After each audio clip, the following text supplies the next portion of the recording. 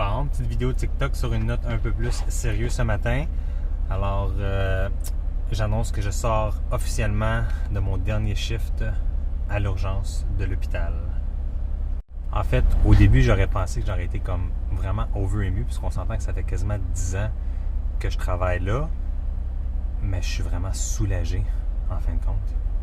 T'sais, on s'entend que je suis vraiment ému parce que je laisse en arrière des collègues qui sont vraiment A1, numéro 1, formidables, que j'ai partagé tout plein de trucs là, à travers les derniers 10 ans. Je veux dire, il y en a plein dans ceux qui sont venus à mon mariage. Là. Fait que c'est pas juste des collègues, c'est vraiment des amis. Mais tu sais, ça, je suis pas inquiète parce que c'est des gens que je sais que je vais continuer à voir à l'extérieur du travail. Mais le but de la vidéo que je fais, c'est plus que mon travail en tant qu'infirmier, je l'adore. C'est vraiment un très, très beau travail. Mais c'est le système, c'est la gestion. C'est tellement ça qui est défectueux là, en ce moment que c'est à cause de ça qu'ils perdent tant de monde.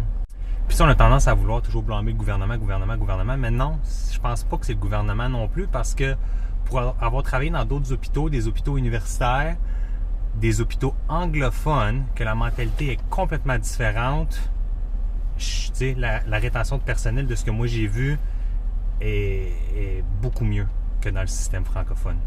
Je veux dire, avec la COVID, je pense que pour moi, du moins je parle, je ne veux jamais généraliser, mais j'ai vraiment vu les vraies faces de la gestion. Puis où est-ce qu'on se tenait par rapport à eux.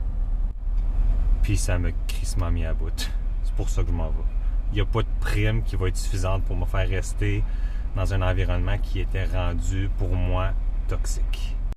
J'étais quand même un employé qui était vraiment, qui participait énormément. Je veux dire, je faisais des formations, je donnais des formations, j'orientais des gens, je faisais partie de tout plein de comités pour essayer d'améliorer les soins. J'ai été assistant infirmier-chef pendant un certain temps. Je veux dire, j'étais là, je donnais, j'adorais travailler là, mais quand la COVID est arrivée, puis les choses sont devenues un petit peu plus compliquées, c'est vraiment là qu'on a vu les faces de certaines personnes, puis où est-ce que nous, on se situait, puis j'étais sur le cul. C'est pas normal qu'avec le travail qu'on fait, qui est formidable, tu sais, fait que je dénigre aucunement le travail qu'on fait en tant qu'infirmier, j'adore mon travail, mais qu'en 10 ans de carrière à l'hôpital, j'ai jamais été valorisé proche de comment je suis valorisé en ce moment dans le privé, dans la clinique médico-esthétique. Ça fait 1 an que je suis là, puis j'ai été valorisé là, de façon exponentiellement plus que comment j'ai été valorisé à l'hôpital, puis c'est vraiment dommage. Parce que c'est ça qui fait que tu as une rétention de personnel. Mais les boss, on dirait qu'ils veulent pas comprendre. Puis c'est pas qu'ils le savent pas, c'est comme s'ils veulent pas comprendre.